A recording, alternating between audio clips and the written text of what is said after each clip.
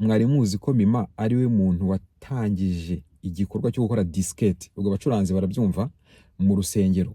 Mima muvuze ibye ntago nabirangiza kuko indirimbo za Rehoboth twakunze twamenye Mima niwe wari producer wazo, donc niwe wakoraga zira ndirimbo. Mima afatanyije na Gilles murumuna we ndetse na Mico ngira ngo abantu benshi bakunda kujya kuri Mille bakunda kubona umupapa w'inzobe wambara marinette w'umucuranzi niwo nguwo kuri Mille mu masaha nimugoroba, niba bikibaho ntago mbizi mpaheruka kera. So hanyuma na Mico nuwo nguwo, hanyuma na Gilles yari umucuranzi mwiza cyane w'umubasiste ucuranga bass.